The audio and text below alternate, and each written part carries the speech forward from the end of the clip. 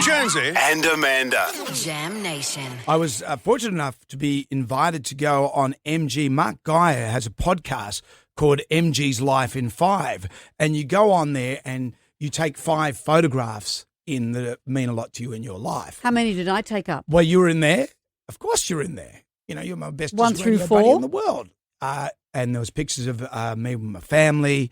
And there's a nice picture of Helen holding our grandson. Oh, which it's a sweet, sweet picture. And there was another picture, and I've sort of, not that I've moved on from it, but I had a motorcycle accident, a pretty big one in 2014. I've had a lot of motorcycle accidents, but this one was a life-changing one. And there was a moment when I was lying on the ground when I had this accident. I actually thought, I think this might be it, as far as I don't think I'm going to be riding a motorbike again. And I got a lot of feedback from people. People just reached out and they said, oh my God, I just didn't realize what a big accident it was. And it was just so nice to be able to talk to MG about this. So this is how it went down in the podcast. I was on the Triumph Rocket 3 there. Wow. And that was 20 minutes into the ride. And I'm looking like a badass in the first You are. And then next minute, I've had this massive accident. And so I'm lying between those metal poles. Yes. So I went through those metal poles. That's how I ended up. So I missed the metal poles. Wow. And I'm lying on the ground, and that guy that's bent over me, he was a paramedic called Joe, and he was on his way to Armidale.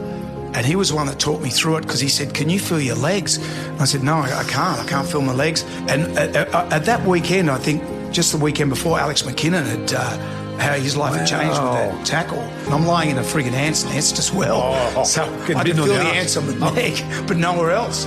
But it's so cathartic to talk to MG about that particular It was a accident. major accident. I obviously was working with you through this, and your back was broken. Your shoulder and back, and it was one of those accidents where I remember Doc Neeson. He was still alive, and he rang me, Jonesy. You know, it was such a big deal. But I think with motorcycles, a lot of people will always say, and I ride a motorcycle every day.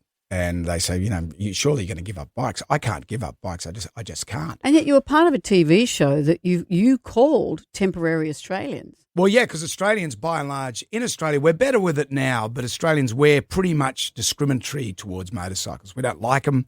We don't get them. Doctors don't like them. Doctors, surgeons hate them, except for Charlie Teo. People tell me how dangerous they are, of their concern for you. But I got doctor mates that call them donor cycles, and I take that all because the thing is with a motorcycle, the jeopardy is real. It's every day, and there is a persecution contest. I'll notice with some riders, they'll say, "Oh, yeah, the car didn't see me."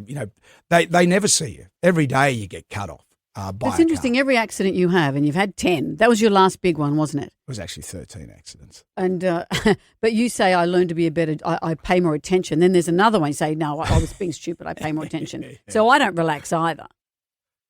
Yeah, but I could never give them up. No, but does Helen ever ask you to give up riding? No, because I came with the motorbike. When we were together, I was there. Yeah. And there was a point when I sold the motorbike, and this is what happens when you get a woman in your relationship. The guy will sell the bike while we have kids and do all that sort of stuff, but then they never get the bike back again. And I pushed through that. I was bikeless for about a year when we had our eldest, Morgan. And then I said, I'm getting another motorbike. And I said, I thought you were over that phase. It's not a phase. Mum, it's not a phase. At least the mullet was a phase. And the double denim. But I'll just say this, if you're riding a motorbike, if you're about to start riding a motorbike, and I know that young fella passed away on his Honda, and that's just a tragic thing, the jeopardy is real on a motorcycle, and it's no one's fault but yours. You're the one that's responsible for the whole thing. Be instinctive. Don't be impulsive. Mm-hmm.